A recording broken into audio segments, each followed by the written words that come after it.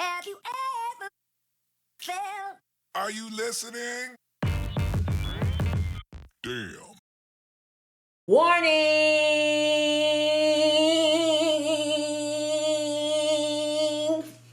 This video contains spoilers, so if you do not want to know, you might want to go. Ouch. Hey, what is up? It's your favorite short girl, Ashley, and welcome to Makeup and Media. If you are here and you have not hit that subscribe button, do not forget to do that. Turn on your notifications so you're notified when I post new content. Like, subscribe, and share my posts. Yeah, that's what we're gonna do. Seriously, why haven't you subscribed yet? Today's Makeup and Media is going to be After on Netflix. I have been recommended this movie quite a lot, actually by my sister, who I never watched it. Sorry. So I decided, why the heck not? And yes, I know there is a sequel, After We Collided. Please do not tell me anything about After We Collided, because I do plan on watching that movie and doing a review on it. Don't spoil it for me, okay? I've already prepped my skin off camera using the Skin Medica Hydrating Wait. I've already prepped my skin off camera using the Skin Medica Hydrating Rejuvenator. Again, I've already ranted and raved about that product. I love it. If you get a chance to get your hands on it, please do so. Recommend it. So I watched After on Netflix. I'd honestly seen the icon on Netflix for a very long time. I don't know why I never watched it. I don't know what was wrong with me. I'm actually so disappointed in myself that I didn't watch it, because I really enjoyed it. I was really excited to watch the movie because my sister did hype it up quite a bit, and she knows how I am with movies, so I don't think she would have recommended it to me if she knew I wasn't gonna like it. I try not to go into movies with high hopes, because that is the quickest way to be disappointed, because you're gonna be expecting something to happen. You're gonna expect some amazing climax in the story. Sometimes it's very anticlimactic, and I'm sure you guys know quite a few movies like that. So the movie begins, and Tessa and her mom and her boyfriend Noah are in the house, and Tessa's getting ready to go off to college. She's getting ready to move into her dorm. Very big day for her. That is one thing I've always wanted to do. Even just having the nerves of, going to a brand new place, meeting new people, having a roommate, which I actually don't think I would have liked, because I don't really like people. I definitely didn't realize Noah was her boyfriend at the time. But had I known Noah was her boyfriend, I definitely would have already figured out what the hell was going to happen in this movie. Somebody wanted to be a little thought. They get to the college and they're looking for her room. So they walk into the room and they see two girls already in there sitting on the bed. And one of them happens to be her roommate, Steph, and the other one is Steph's girlfriend, Tristan. And can we just agree that freaking Steph is... holy crap, she's gorgeous. I had to go look up who the actress was, because I just was so infatuated with her. And she is divine. She is a... wow. Her mom and Noah are both still in the room while she's talking to Tristan and Steph. And Tristan mentions that she can get her into all of the best parties. She doesn't even need a fake ID. And oh my gosh, her mom's face. Her mom's face. She was already like, not gonna happen. But sis, your daughter's in college. Don't be a helicopter mom. Don't do that. Say hi, Lucy. Say hi. Okay. Her mom is visibly bothered at this point and walks out the room. Steph already knew that she freaked Tessa's mom out, and that she's probably gonna think she's a bad influence. Parents always have to find that one person to blame things on, when really sometimes it's your kid that's the bad influence, not the other people. The first day of class rolls around, and Tessa is very early, just like any other freshman would be. And I think once we realized that we didn't need to be first in class, that we just didn't show up early anymore. So the first day of class rolls around, and Tessa is really early. And in this class, she meets a new friend. His name is Landon. They sit next to each other. And I thought maybe this is going to be her love interest. And I'm like, okay, Netflix, chocolate and vanilla swirl. It wasn't. When she gets back to the room, she gets out the shower, and she has on her towel and everything. So like, she's comfortable because she's in her room, and she sees a random kid on her bed, and she's like, what are you doing here? I'm like, all right, well, maybe it's not the chocolate and vanilla swirl like I thought it was gonna be. Maybe it's them two. Their chemistry was there. It was very faint. It was tiny. Steph and Tristan did say that they can get Tessa into all the coolest parties, and sure enough, they did. So Steph takes her out to a party and she introduces her to her friends.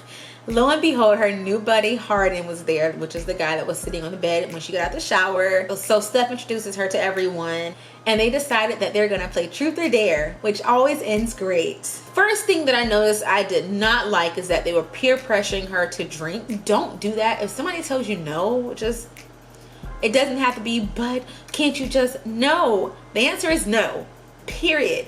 Her being a freshman, I know she probably didn't want to look lame or destroy any type of connections that she possibly couldn't make with this new group of people. These are all people that she's just meeting for the first time, so I know she didn't want it to come off as if she's stuck up or she's too good to do the things that they're doing. In the same breath, you also have to know your limitations and your boundaries, which are so important, especially meeting new people. Molly is one of Steph's friends, and Molly and Hardin, they're booed up a little bit, they're hugged up a little bit. Molly decides that she's going to dare Hardin and Tess to kiss.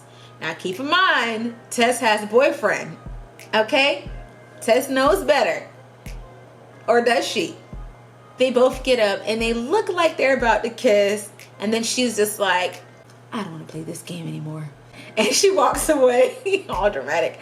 Like, girl, relax, okay? At this point, she walks outside and she's on the phone with her boyfriend, Noah. And he's just like, well, I thought we were going to FaceTime earlier. And she goes, I know, but I got a little busy. And he makes the comment about, where are you? It's really loud. And I'm just like, here we go.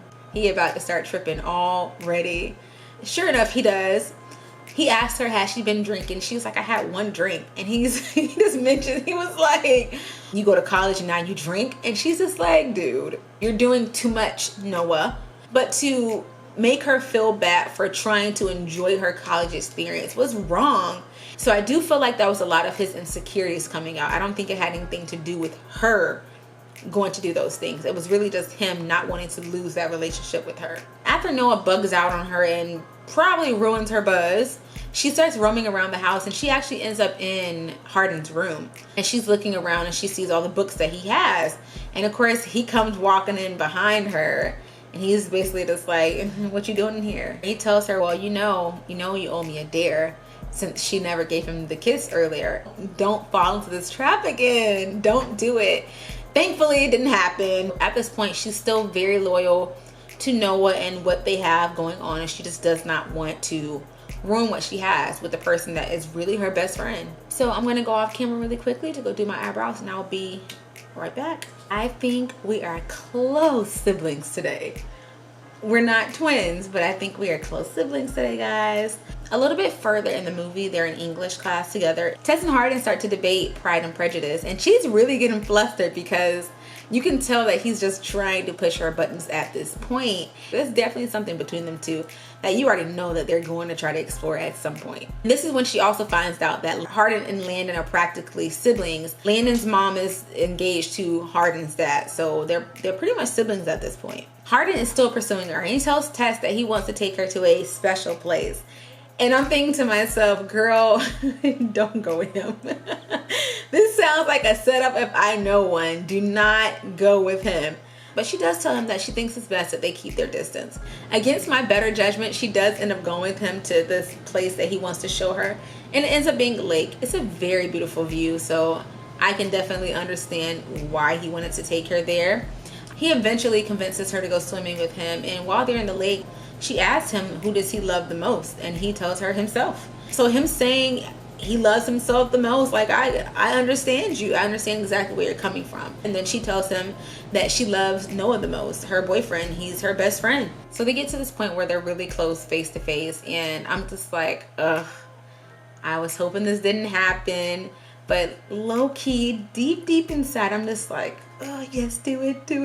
And they end up kissing. They end up going to a diner later that night. Molly and Zed show up. Molly? I cannot stand that girl. At this point, Tess is getting ready to leave. She tells Hardin that I have to tell Noah. I'm going to tell Noah. He's just like, basically like, tell him what? She's like, I'm going to tell him about us. And he goes, what do you mean us? He tells her that I don't date. Really, Harden? Why do guys do that? Why would you pursue someone and then once they start to like you and they start to give in to you, you tell them that you don't want to date? Oh, you're gonna date me, whether you know it or not. You're my boyfriend and I'm your girlfriend. He led her to think that something was going on with them. And it really wasn't, according to him. And I'm like, ugh, you men. I probably shouldn't laugh at this part, but I was dying. Y'all, why does Noah show up at her school? That is instant karma for her. Because she was out there doing things that she knows she shouldn't have been doing.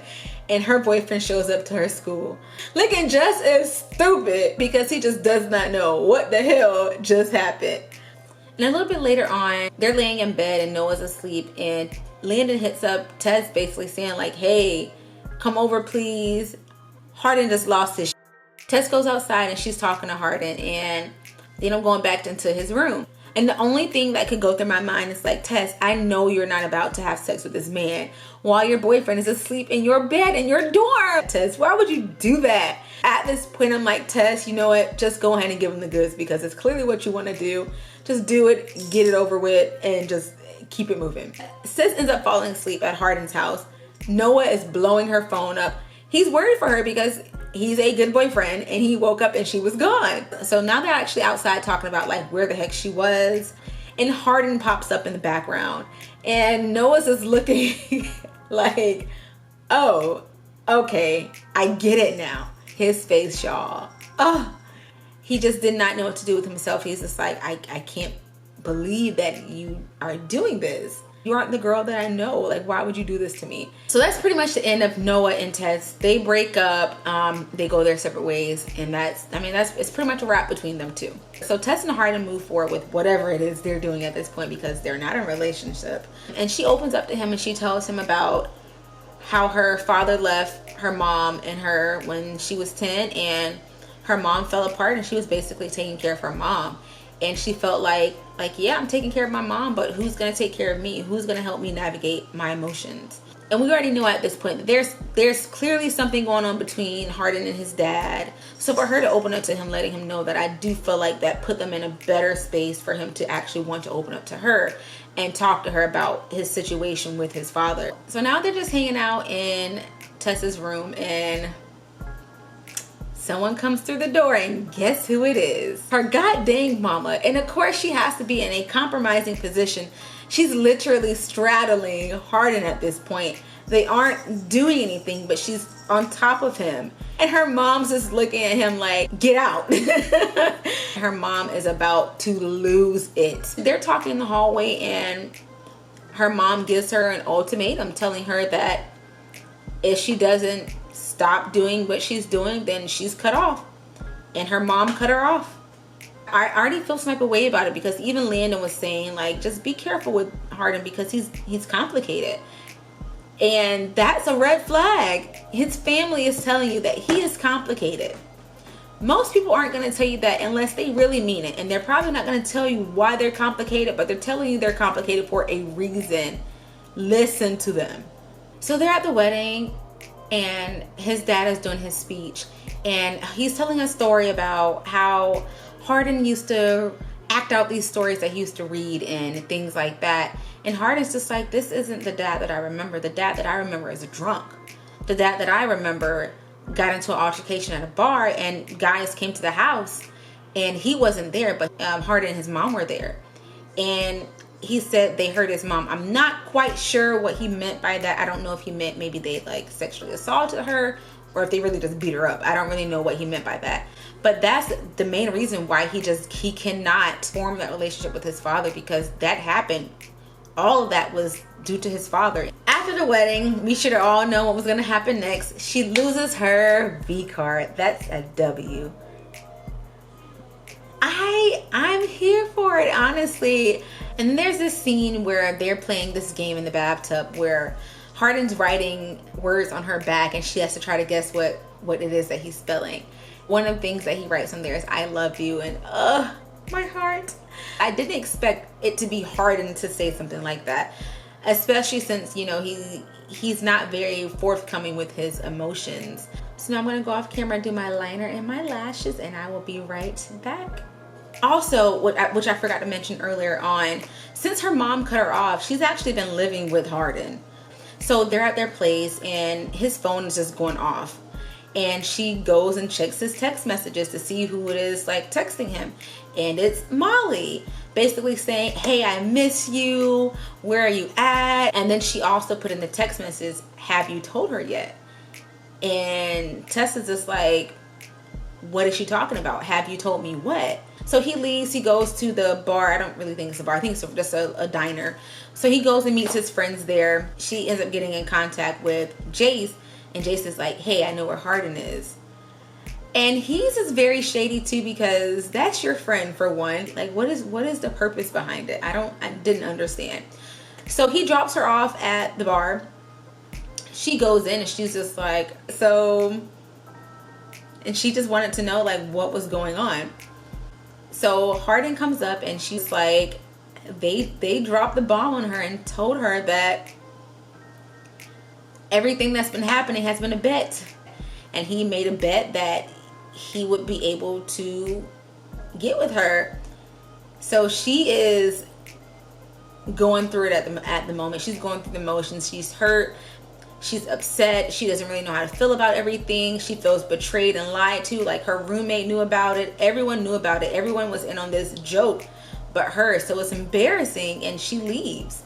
She gets on the bus. She goes all the way home. I'm happy her mom didn't say like, I told you so, like I told you this would happen. But she and her mom apologized to each other about everything, and I feel like it was very mature on both of their ends. So she goes back to school and she's in her class and she turns in her assignment, and her teacher was like, hey, Harden turned in his assignment, but I really think it was written for you. So she's reading his assignment and he puts in there, you once asked me who I loved the most. He says, you. That's it. Bye. How sweet. Yeah, even though he put her through the ringer, he absolutely did. I could tell that he really did love her. He really did love her. All right, so here is the final look. So all in all, I really did enjoy this movie. I am really stoked to watch After We Collided. So be on the lookout for a review for that one as well. Like, share to all of your friends, and I will see you next week.